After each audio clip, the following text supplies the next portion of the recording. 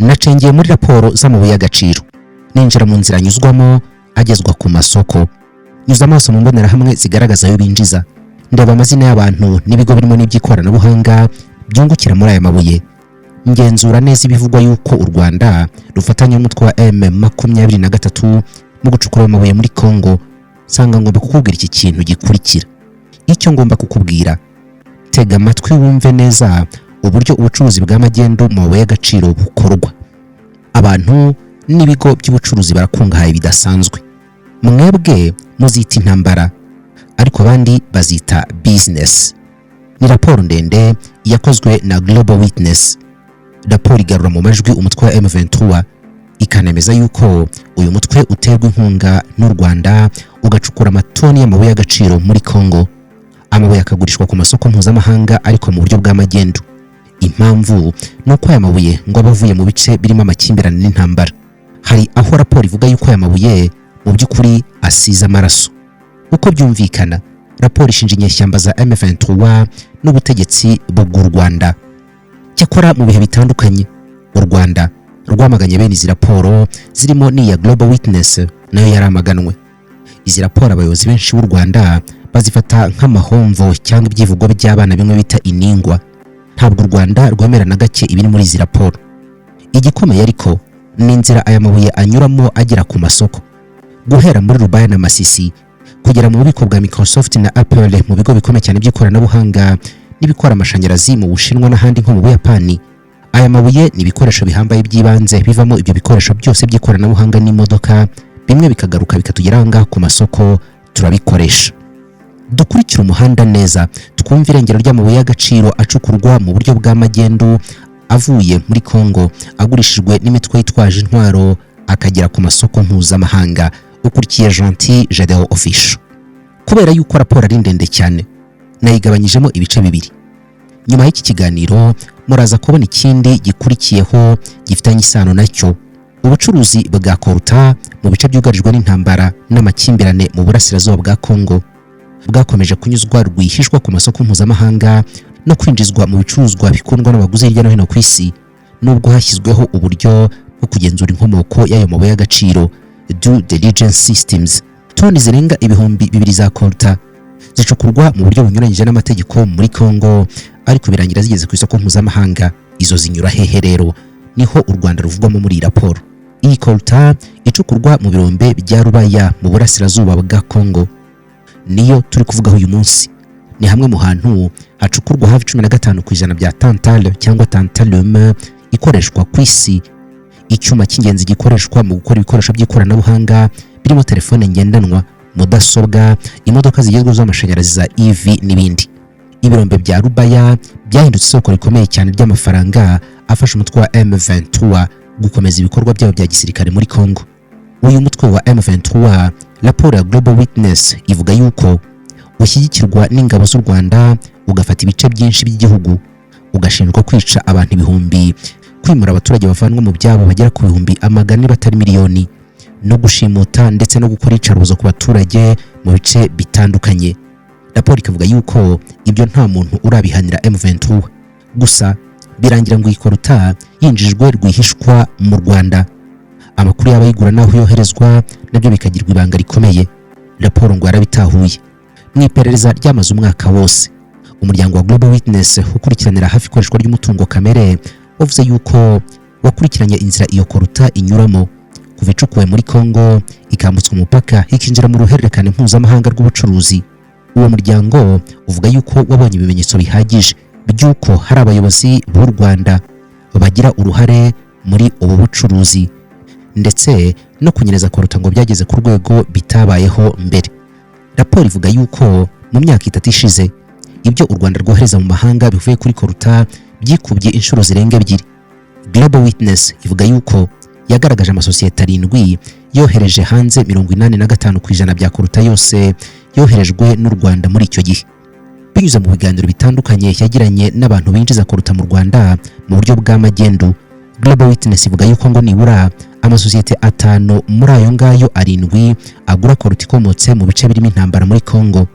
Iyo koruta rero ngo inyuzwa ku bahuza mbere yuko igurishwa mu nganda zitandukanye zikenera mu y'agaciro izo ngizo nizo mu Bushinwa na Kazakhstan muri Aziya.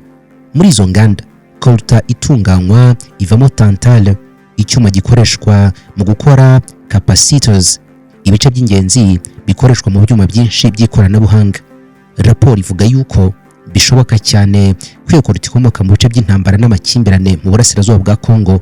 Abayikoresha ngo ntibaba babizi cyangwa se banabizi, ariko ngo ugera mu ruhererekane rw'ibikoresho bikenerwa n'amasosiyete akomeye cyane mu isi, ku isonga Microsoft, Vodafone, Sony, Amazon, Nvidia, LG Display, Ericsson, Toyota, Apple n'izindi nyinshi. Bityo rero ngo aya masosiyete ntashobora kureka kugura iyo coltan ikomoka muri Kongo binyuze mu Rwanda, kubera ko ari imari ishakishwa n'amasosiyete akomeye cyane mu isi no kuyirwanira. Icyitonderwa ahangaha, ibivugwa muri raporo ya Global Witness, u Rwanda rwagiye ruhakana kenshi ibi birego by'uko rufashe M23 cyangwa se ko hari inyungu yari yose rukura mu mabuye muri Kongo. Ntirwemera ibivugwa muri raporo na rimwe. Leta ya Kongo ishinja u Rwanda ko rufashe M23 ku nyungu zo gucukura amabuye y'agaciro. U Rwanda rwarabihakanye. Ibivugwa muri raporo byakomeje guteza impaka hagati y'ibyo bitekerezo bibiri: ibitekerezo bya Kongo by'uko u Rwanda rw'amabuye y'agaciro n'ibisubizo by'u Rwanda by'uko ntawe ruhuriye n'intambara ziri mu burasirazuba bwa Kongo, ko nta basirikare ruhafite kandi ko nta busabuzi bw'umutungo kamere buhabera bukozwe n'u Rwanda. Nabikubwiye yuko u Rwanda ruvuga yuko iri muri izi raporo bifatwa nk'amahomvo, amateshwa cyangwa se ibyivugo by'abana bitiningwa, nta gaciro bifite. Hashize imyaka 15 hashyizweho uburyo bwo gukurikirana inkomoko y'amabuye y'agaciro mu karere k'ibiyaga bigari bya Afurika. Ni uburyo bugamije guhagarika ikoreshwa ry'umutungo kamere mu gutera inkunga imitwe yitwaje intwaro inakora intambara. Cyakora iyi raporo ivuga yuko intambara iherutse kongera kubura mu burasirazuba bwa Kongo igaragaza yuko ubwo buryo butageze ku ntego bwari bugamije. Iperereza ryayo rivuga yuko uburyo bwo kugenzura inkomoko y'amabuye y'agaciro, due diligence, no gukurikirana ahantu ayo mabuye anyura cyangwa traceability systems, ngo butashoboye guca isano iri hagati y'ubucuruzi bw'amabuye y'agaciro n'inkunga ihabwa intambara, ni ukuvuga imitwe yitwaje intwaro. Uyu muryango kandi uvuga yuko uburyo buzwi nka ITSCI bukoreshwa n'amasosiyete menshi mpuzamahanga kugira ngo yizere yuko amabuye y'agaciro akoreshwa adakomoka mu bice by'intambara. Ubu ngubu ngo burimo burakoreshwa mu kwemeza nk'ayujuje ibisabwa, ngo nicyo gikoreshwa kuri coltan nyinshi nizwa mu Rwanda mu buryo bw'amagendu. Iyi raporo ivuga yuko coltan ikomoka mu bice by'intambara ishobora no kuba yarinjiye mu yindi gahunda yo gukurikirana inkomoko y'amabuye y'agaciro, uburyo buzwi nka beta mining. Beta mining ni uburyo bwo kureba niba iyo coltan cyangwa andi mabuye y'agaciro aho yaba akomoka hatari ukwangiza ibidukikije, ubwicanyi bw'abantu, amakimbirane cyangwa ibindi byatuma ubucukuzi bubangamira imibereho y'abantu n'ibidukikije. Global Witness ikomeza ivuga yuko n'ubugenzuzi bukorwa na Responsible Mineral Initiative RMI mu nganda zitunganya ayo mabuye y'agaciro ngo butashoboye gutahura inkomoko y'izo coltan zakiriwe niba zitaravuye mu bice by'intambara. Iyi raporo ikavuga ko mu gihe intambara ikomeje mu burasirazuba bwa Kongo, umuryango mpuzamahanga nawo warenzwe cyane kuba utarafashe ingamba zikomeye zo gukemura icyo kibazo cyo gutahura neza aho aya mabuye aba yakomotse. Gusa coltan yabaye isoko y'amafaranga menshi cyane kandi yifashishwa mu ntambara, ku isonga akoreshwa n'imitwe yitwaje intwaro. Iyi raporo yabigarutseho ivuga yuko guhera mu bihumbi 2023 ibirombe bya coltan mu bice bya Rubaya byabaye kimwe mu bintu bihatanirwa cyane n'imitwe yitwaje intwaro itandukanye. Ni nako byagiye bigenda no mu zindi ntambara zabaye aho muri Kongo.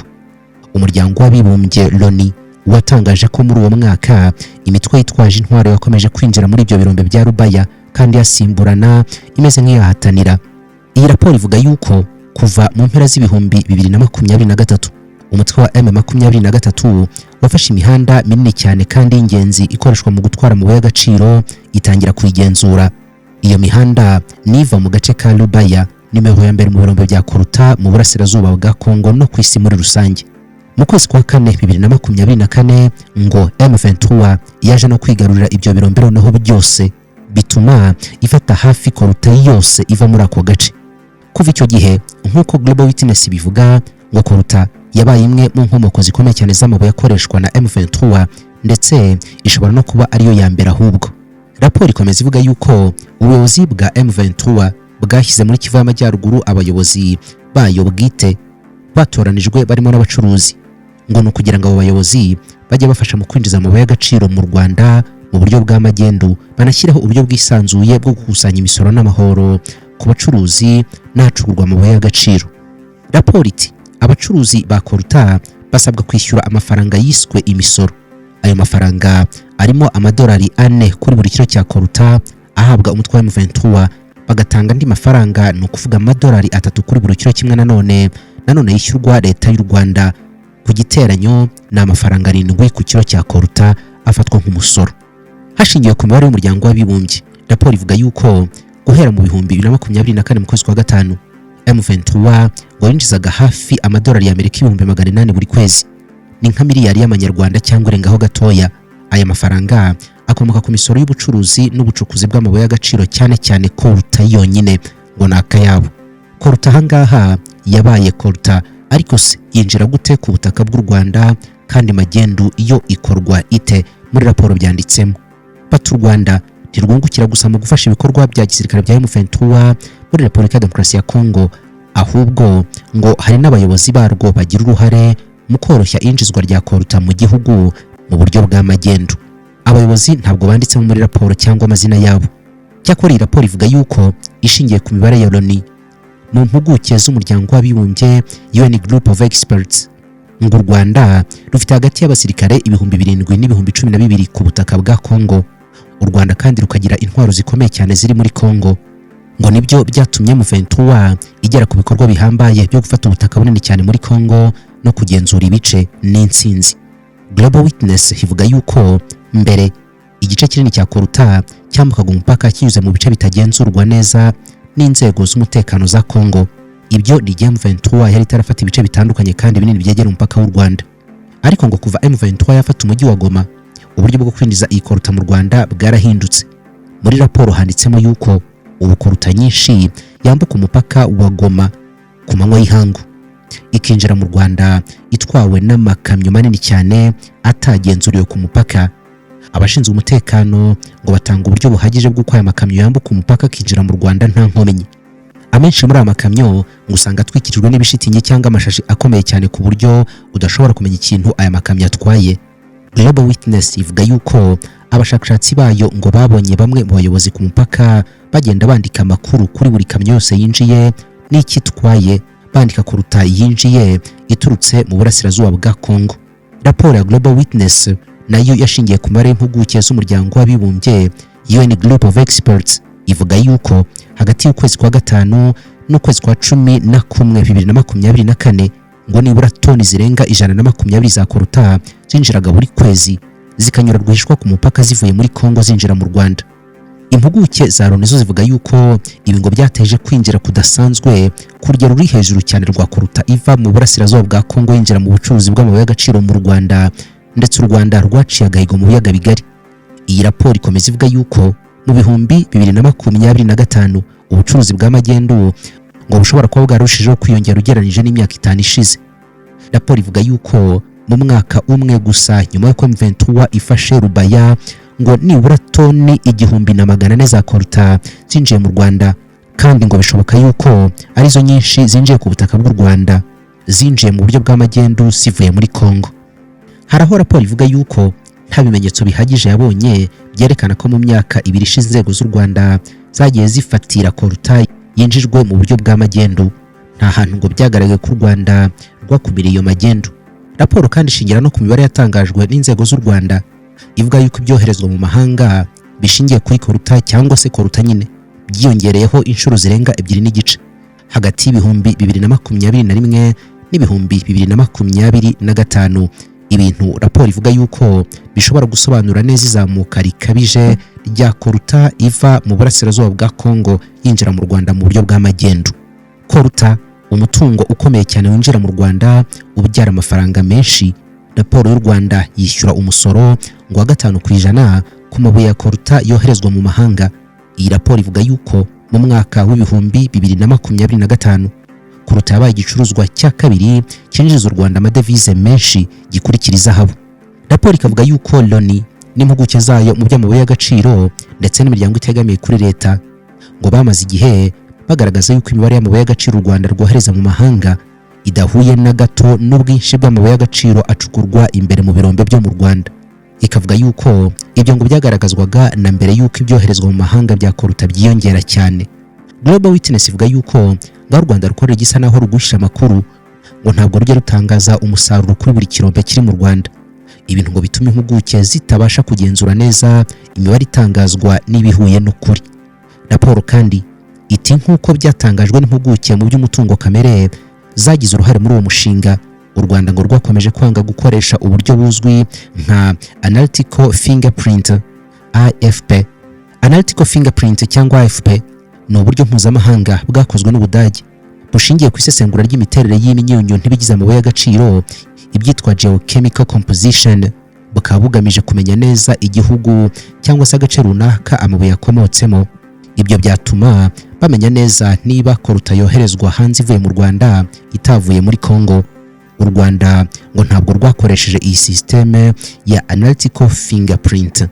Raporo kandi ivuga yuko ngo bitumvikana ukuntu u Rwanda rudakoresha iyi systeme, nyamara yaratwaye u Rwanda miliyoni irenga y'amadolari y'abanyamerika mu kwiteza imbere no kwishyira mu Rwanda.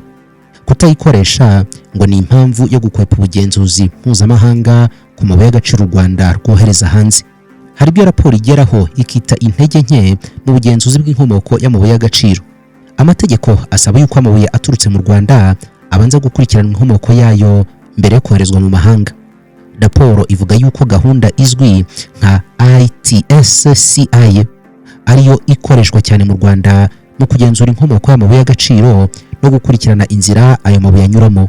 Ikomeza ivuga yuko kugera mu ntangiriro y'umwaka ushize amasosiyete yose akomeye mu Rwanda yohereza koruta mu mahanga ngo yari abanyamuryango b'iyo gahunda ya ITSCI.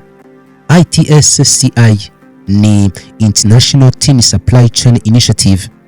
Iyi ni gahunda itari mpuzamahanga ikoreshwa mu kugenzura neza ubuziranenge n'inkomoko by'amabuye ya 3T, ni ukuvuga tantale, tungsten ndetse na tin. Iyi porogaramu ikoreshwa gusa mu karere k'ibiyaga bigari, by'umwihariko mu Rwanda, Repubulika ya Demokarasi ya Kongo, Uburundi na Uganda. Bituma rero aya mabuye yoherezwa ku rwego mpuzamahanga ariko atagenzuwe neza n'ibigo bikomeye wakwita mpuzamahanga. U Rwanda ngo rukoresha iyi gahunda mu rwego rwo gukwepa ubugenzuzi wakwita mpuzamahanga. Global Witness isobanura yuko ITSCI ikintu ikora ngo rugushyira ku mifuka irimo koruta n'andi mabuye y'agaciro yitwa 3T uturango. Utwo turango ni tags, ngo ikaduha nimero zihariye kugira ngo byerekane yuko ayo mabuye y'agaciro adakomoka mu bice birimo intambara cyangwa se habera ihohoterwa rishingiye ku burenganzira bwa muntu. Iyi gahunda ishinzwe gukurikirana no gutanga raporo ku bibazo cyangwa se amakenga agaragara mu ruhererekane rw'ubucuruzi bw'ayo mabuye y'agaciro. Amabuye y'agaciro ya 3T ni koruta, castellite hamwe na wolfram. Aya mabuye avamo ibyuma bya tantale, tin na tungsten bikoreshwa cyane mu nganda zikora ibikoresho by'ikoranabuhanga n'izindi nganda zigezweho. Raporo ya Global Witness ivuga yuko nubwo iyi gahunda yashyizweho kugira ngo irinde amabuye y'agaciro akomoka mu bice by'intambara kwinjira ku isoko mpuzamahanga, iperereza ryayo ngo rigaragaza yuko itashoboye kugera ku ntego yari igamije yo gutahura niba aya mabuye y'agaciro mu by'ukuri akomoka ahantu hari ibyago by'intambara cyangwa ahonyorerwa uburenganzira bwa muntu. Ngo ahantu iyi gahunda ya ITSCI yagombaga gufasha mu gukumira injizwa ry'amabuye y'agaciro akomoka mu bice by'intambara mu ruhererekane rw'ubucuruzi rwemewe, iperereza ryayo rigaragaza yuko iyi gahunda ahubwo ngo ikoreshwa mu kwemeza ko koruta u Rwanda rucuruza ku masoko mpuzamahanga atabonetse mu buryo bwa magendu. Uyu muryango wibutsa yuko no muri raporo wasohoye mu bihumbi 2022 wari watangaje yuko iyi systeme ya ITSCI kuva yatangira gukora mu bihumbi 2010 ngo hari amasosiyete akomeye yohereza amabuye y'agaciro mu mahanga yo mu Rwanda yakomeje kuyikoresha mu kwemeza nk'ayakomotse mu nzira zemewe n'amategeko mu gukwepa yuko ayo mabuye yaba yarakomotse mu burasirazuba bwa Kongo. Mu iperereza riherutse, Global Witness ivuga yuko yavuganye n'abacuruzi 4 bacuruza koruta ikomoka mu birombe bya Rubaya bayigurisha ku masosiyete yohereza amabuye y'agaciro mu mahanga. Abangaba rero ngo basanzwe ari abanyamuryango b'iyi porogaramu ya ITSCI. Abo bacuruzi nk'uko raporo bivuga ngo babwiye aba bashakashatsi yuko ikoruta ihabwa uturango tags twitwa ITSCI tukayigaragaza nk'aho idafite isano ry'intambara cyangwa se ibikorwa by'imitwe yitwaje intwaro, bityo ikinjira mu ruhererekane rw'ubucuruzi mpuzamahanga hakurikijwe amategeko. Umwe mu bacuruza koruta mu buryo bw'amagendu yemeye kuvugisha Global Witness ati sosiyete yohereza amabuye y'agaciro mu mahanga iri i Kigali iraza igashyira uturango cyangwa tags kuri koruta yavuye muri Masisi, bityo igahita ifatwa nk'aho ari koruta yemewe yo mu Rwanda kubera ko hagiyeho uturango cyangwa tag twa ITSCI. Undi mucuruzi umwe n'abavuganye n'abashakashatsi yavuze ko iyo aya mabuye bamaze kwinjiza mu Rwanda baba bashobora guhamagara inzego z'u Rwanda zishinzwe ubucukuzi bw'amabuye y'agaciro, hanyuma zikabaha umubare w'uturango bakeneye cyangwa tags kugira ngo ayo mabuye agaragazwe nk'akomoka mu Rwanda kubera ka tag. Raporo ya Global Witness ivuga yuko hagati y'ibihumbi 2023 n'ibihumbi 2024 ubwinshi bwa koruta yoherejwe mu mahanga ifite uturango twa ITSCI bwiyongereye cyane hafi ku rwego rumwe n'ubwiyongere bwa koruta u Rwanda rwatangaje yuko rwohereza mu mahanga. Iyi raporo ivuga yuko hafi 100% bya koruta y'u Rwanda yoherezwa mu mahanga muri icyo gihe ngo yari ifite uturango twa ITSCI cyangwa za tags. Ariko kandi nanone raporo ivuga yuko imibare y'ibihugu byinshi byatumije koruta ivuye mu Rwanda ngo igaragaza yuko ibyo byatumijwe mu 2024 ngo byarenze kure cyane by'u Rwanda rwatangaje yuko rwohereje mu mahanga. Mu yandi magambo, u Rwanda rwatangaje ko rwohereje ibintu bikeya ugereranyije n'ibyo raporo zivuga yuko ibihugu byakiriye bivuye mu Rwanda.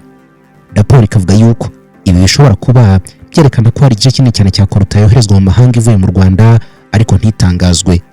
Isesengura rya Global Witness rishingiye ku mibare ya ITSCI rivuga ko igipimo cya tantalite cyangwa tantale mu mabuye ya Truate yoherejwe mu mahanga gifite ututurango twa tag ngo cyazamutseho guhera kuri 20% mu bihumbi 2020 kugera kuri 31% mu bihumbi 2024.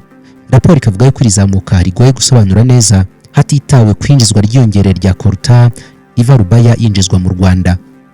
Ngo hari amakenga akomeye cyane ku nkomoko y'amabuye y'agaciro yoherejwe n'abanyamuryango b'iyi gahunda ya ITSCI. Muri 2025 ikigo gitanga tags cyatangaje yuko cyakurikiranye ibibazo 70 bifitanye isano no gukoresha nabi uturango cyangwa tag cyangwa se gushidikanya ku nkomoko y'ayo mabuye y'agaciro. Bakavuga yuko amasosiyete yose Global Witness yabonyeho ibimenyetso byo kugura koruta ikomoka mu bice by'intambara yari abanyamuryango b'iyi ITSCI. Amasosiyete atatu gusa muri ayo ngayo 70 niyo yahagaritswe muri iyi gahunda, andi yose yakomeje gukora binagaragara yuko avana amabuye y'agaciro mu bice birimo intambara. Mu ntangiriro z'ibihumbi 2026 uyu muryango wa ITSCI utangaza tags wabwiye Global Witness ko hari andi masosiyete atatu ari gukurikiranwa cyangwa se agenzurwa ngo ashobora guhagarikwa cyangwa kwirukanwa muri iyi gahunda. Muri rusange guhera mu bihumbi 2024 iki kigo kimaze guhagarika cyangwa se kwirukana amasosiyete atandatu yohereza koruta mu mahanga. Raporo ikavuga yuko mu mwaka ushize gahunda ya Beta Mining ikorwa na SLR Consulting yaje mu Rwanda nk'ubundi buryo bwo gukurikirana inkomoko y'amabuye y'agaciro u Rwanda rwohereza mu mahanga. Nibura ngo amasosiyete abiri Beta Mining ikorana nayo ndetse n'indi iri mu nzira yo kwinjiramo ngo na amasosiyete yari yarahagaritswe n'iyi gahunda ya ITSCI. Ubuhamya bw'abacuruzi Global Witness yakiriye buvuga yuko amasosiyete ya Space Mining na Philbert Trading Minerals ngo yaguze koruta ikomoka mu bice by'intambara mu gihe yakoranaga na Beta Mining. Iyi raporo ikavuga yuko ikeka yuko Sunrise Metal Company iri mu nzira yo kwinjira muri Beta Mining nayo kandi yaguze amabuye y'agaciro akomoka mu bice birimo intambara, ayo ngaho ngo araganje mu Rwanda. Bitandukanye na ITSCI, Global Witness ivuga yuko Beta Mining idatangaza urutonde rw'amasosiyete akorana nayo cyangwa amakuru ku ngaruka n'ibibazo aba yabonye mu ruhererekane rw'ubucuruzi bw'amabuye y'agaciro. Beta Mining ngo imaze imyaka irenga 10 ishaka kuba ubundi buryo bwo gukurikirana inkomoko y'amabuye y'agaciro busimbura ITSCI. Global Witness kibutsa yuko mu zindi raporo zayo yigeze kuvuga yuko iyi ITSCI yakoresheje uburyo budakwiriye kugira ngo ikomeze kuba ariyo yiharira iryo soko. Raporo igasoza ivuga yuko kuba habaho indi gahunda nk'iyi ngiyi byashobora gufasha kuzamura urwego rw'igenzura ry'inkomoko y'amabuye y'agaciro, ariko ikavuga yuko niba Beta Mining yakira amasosiyete ashinjwa kugura amabuye y'agaciro akomoka mu bice birimo intambara kandi yarahagaritswe na ITSCI, ngo byatuma noneho ahubwo ikibazo kirushaho gukomera cyane, abantu bagatunda amabuye menshi y'agaciro avuye mu bice birimo intambara bya Kongo kandi akakirwa neza ku masoko mpuzamahanga mu buryo bwa magendu. Ni bande bagurisha kandi ni nabande bagura kuruta yoherezwa mu mahanga ivuye mu Rwanda? Ninde wungukira muri ubwo bucuruzi? Raporo ivuga yuko yashingiye cyane ku makuru ya gasutamo yagaragaye hagati mu kwezi kwa mbere na 2023 n'ukwezi kwa 9 2025. Hari amasosiyete 7 gusa yo mu Rwanda ari nayo yohereza mu mahanga hafi 85% bya kuruta yose yaturutse mu Rwanda. Iyi raporo ivuga yuko ayo masosiyete ariyo yiganjemo ubucuruzi bwa kuruta yoherezwa mu mahanga, bityo akaba ari yafatiye runini urwo ruhererekane rw'ubucuruzi. Bavuga kandi yuko hari ibimenyetso bifatika byerekana ko nibura amasosiyete 5 muri 7 manini yohereza kuruta mu mahanga avuye mu Rwanda ngo yaguze kuruta ikomoka mu birombe bya Rubaya muri Kongo ahari ibikorwa by'intambara.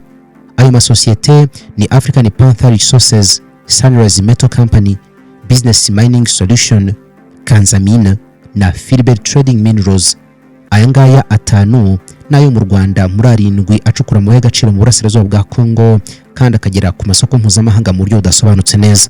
Global Witness ivuga yuko hari n'andi masosiyete 2 ariko yo matoya yitwa Space Mining na Rani Mining.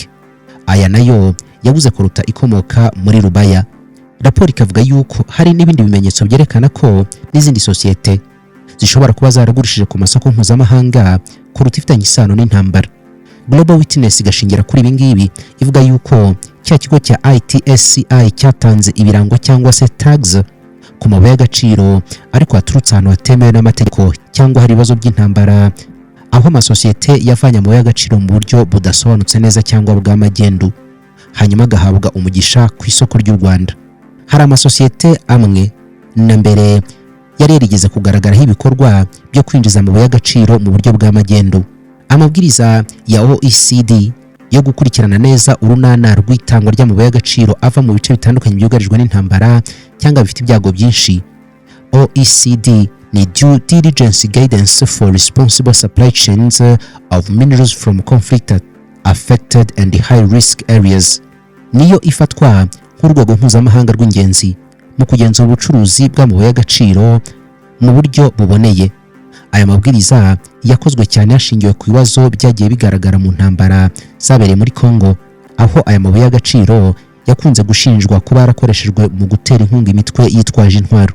Aya mabwiriza ashyiraho intambwe 5 amasosiyete agomba gukurikiza igihe ashaka kugura cyangwa gukoresha amabuye y'agaciro akomoka mu bice birimo intambara cyangwa ibifite ibyago byinshi. Izo ntambwe ni zikurikira: kumenya neza no gusuzuma ibyago biri mu ruhererekane rw'ubucuruzi bw'amabuye y'agaciro akoresha. Ikindi no gukurikirana neza inkomoko y'amabuye y'agaciro n'abayacuruza. Intambwe ya 3 no gufata ingamba zo gukumira cyangwa kugabanya ibyago byagaragaye. Intambwe ya 5 no gutanga raporo ku buryo yakurikiranye neza amabuye y'agaciro nuko hagenzuwe inkomoko yayo. Aya mabwiriza kandi ateganya yuko iyo sosiyete yamenye ibyo igomba guhita ihagarika imikoranire n'ubucuruzi cyangwa se agahagarika umuntu yazanira ibicuruzwa supplier igihe hari impamvu yumvikana yo gukeka yuko ayo mabuye y'agaciro afitanye isano n'intambara cyangwa ihohoterwa ry'uburenganzira bwa muntu cyangwa mu bice birimo amakimbirane. Abaguzi ba koruta bayigura mu Rwanda twavuze ahanini ngo bakorera umuryango mugari w'ibihugu by'Abarabu. Abenshi muri abo ngabo bayigemura muri Emirati Zunze Ubumwe z'Abarabu cyangwa UAE. Abandi basigaye bagurishiriza mu Bushinwa, Hong Kong na Luxembourg. Ariko raporo ikavuga yuko uretse mu Bushinwa ahenshi muri utwo duce usanga arahanyuzwa ubucuruzi transit hub zikanyura by'igihe gitoya zikagemurwa ahandi. Abacuruzi bahagura kuruta bakayigurisha mu nganda zikomeye zitunganya kurushaho mbere yuko yoherezwa mu bindi bihugu. Mu nganda zitunganya kuruta hakurwamo ibyitwa tantale cyangwa tantalum. Hifashishwa ubushyuhe bwinshi na acide kugira ngo hatandukanywe ibindi bintu biba bivanzemo. Nyuma yaho rero inganda zisukura tantale kugira ngo ibe yujuje ubuziranenge bukenewe. Izo nganda zihindura kurutamo ibicuruzwa nka ifu ya tantale cyangwa tantalum powder, insinga za tantale cyangwa ushobora kwita ibikatsi byayo tantalum wire, hakaza noneho utubumbe cyangwa tantalum ingots. Ibyo bikorwa bya tantale rero dore ikintu bivamo mu nganda. Hari capacitors, ibi ni ibikoresho bituma ibikoresho by'ikoranabuhanga bitagira ubushyuhe buhambaye. Hakaza ibikoresho bishyirwa mu mubiri mu gihe cy'ubuvuzi, surgical implants. Hakaza ibyuma bivanze, alloys, bikoreshwa mu gukora moteurs z'indege, indege nto z'intambara cyangwa drone ndetse n'iz'abagenzi. Global Witness ivuga yuko yaje gutahura inganda 8 zitunganya koruta nyinshi yoherejwe ivuye mu Rwanda hagati y'ibihumbi 2023 n'ukwezi kwa 9 2025. Izo nganda nini 8 zakira koruta ivuye mu Rwanda ni Ningxia Orient Tantal Industry Co. iyi niyo mu Bushinwa. Uruganda rwa kabiri ni Jiujiang Jingshin Non-Ferrous Metals niyo mu Bushinwa nayo. Hakaza urundi ruganda rwa gatatu rwo mu Bushinwa rwitwa Jiujiang Tanbo. Hakaza Jiujiang Zhonggao Tantalum niyo mu Bushinwa nayo. GME Resource niyo mu Bushinwa. Hakaza Hengyuang King Xing Lefeng New Metals Limited iyi niyo mu Bushinwa. Hakaza Ulba Metallurgical Plant niyo muri Kazakhstan na Taniyobis yo muri Thailand. Mu nganda 8 zakira amabuye menshi y'agaciro aturutse mu Rwanda, ebyiri gusa nizo zo hanze y'Ubushinwa, urwa Kazakhstan n'urwa Thailand. Raporo ikavuga yuko Ubushinwa ariho hantu hambere hagezwa koruta nyinshi ivuye mu Rwanda kugira ngo itunganywe.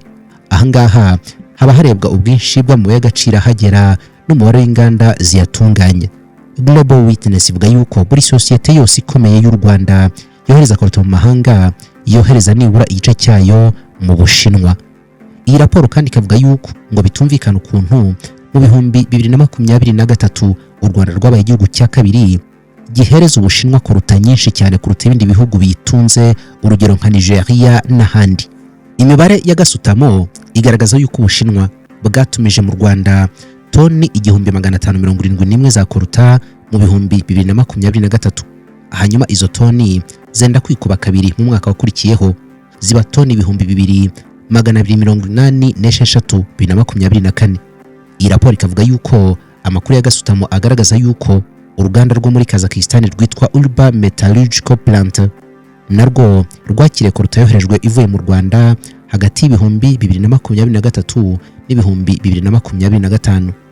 Hari kandi uruganda rwo muri Thailand rutunganya tantal ruzwi nka Taniyobis narwo rwatumije koruta nyinshi yavuye mu Rwanda kugera mu mpera z'ibihumbi 2023.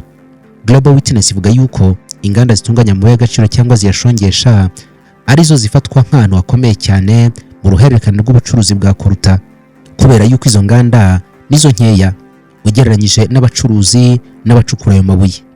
Iyo koruta kandi iyo imaze gutunganywa mu ruganda birushaho kugorana cyane gukurikirana neza ahantu yaturutse.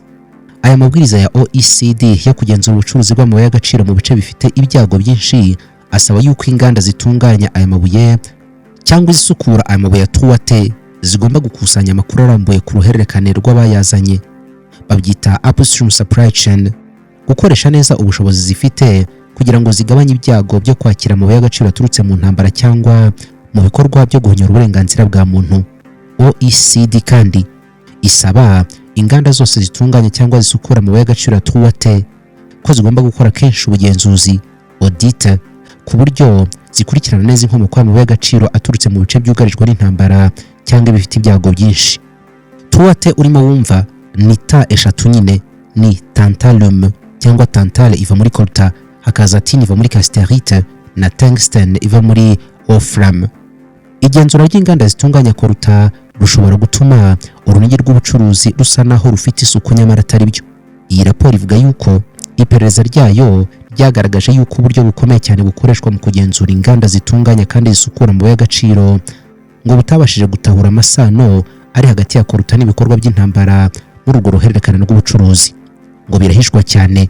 Uburyo bwitwa Responsible Minerals Assurance Process cyangwa RMAP bukorwa n'umuryango Responsible Minerals Initiative ni kimwe mu by'ingenzi bigize uburyo mpuzamahanga bwo kugenzura inkomoko y'amabuye y'agaciro ava mu bice birimo intambara cyangwa hari ibyago byinshi.